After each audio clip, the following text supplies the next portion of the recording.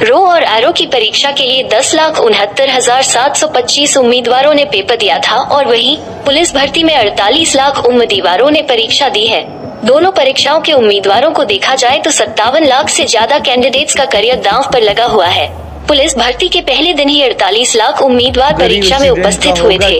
जिनका सिलेक्शन नहीं होता है वो तो डिप्रेशन के कारण सुसाइड ही करते हैं। इसके लिए अगर आपको इससे ग्रोथ होना चाहते हैं तो यह वीडियो पूरा देखें। नौकरी जो युवा बेरोजगारी की बात करते हैं, कहते हैं नौकरी नहीं मिल रही, वो इतने क्वालिफाइड होने के बाद सरकारी नौकरी के पीछे क्यों रहते हैं, जबकि बहुत सारे काम हैं।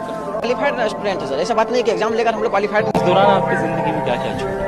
जिंदगी में सारी चीज छूट गया सर, घर परिवार रिश्तेदार सारे छूट गए। हम लोग को बहुत हीन भावना से देखते हैं लोग, जो भी देखते हैं हम लोग को बहुत हीन भावना से, परिवार रिश्तेदार हम लोग ने बात नहीं करते हैं सर। और मैं 2 साल से गाँव में भी नहीं गया हूँ। बहुत संघर्ष से पढ़ा, ट्यूशन पढ़ा के मैं 2012 से ट्यूशन पढ़ा के अभी तक मैं पढ़ाई किया हूँ और मैं कुछ भी हासिल नहीं कर पाया।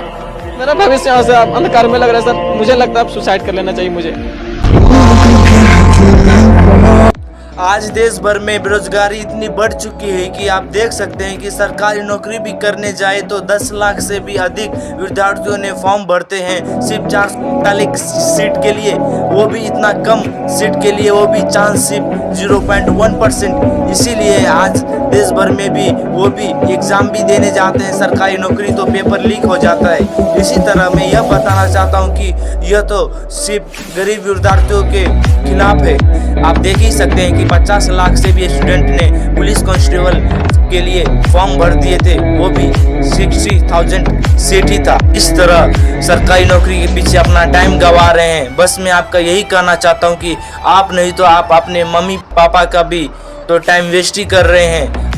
इसी तरह लगता है कि आप एग्ज़ाम दे रहे बल्कि आप ज़िंदगी में असफल हो रहे। अगर आपको ज़िंदगी में सफल होने का है तो मैं आपको डिमोटिवेट नहीं कर रहा हूँ, बस आपको यही कहना चाहता हूँ कि जितना साल आप सरकारी नौकरी के पीछे दे रहे, बस आपको यही बताना चाहता हूँ कि आप पहले तो स्किल नॉलेज लीजिए। स्किल नॉलेज से भी आज बहुत कुछ हो सकता है, नहीं तो बिजनेस माइंड से भी आज कई बिजनेस ऐसे मुकाम पर पहुँचे हैं जो आपके कहीं सरकारी नौकरी भी वो बहुत पीछे हो जाता है।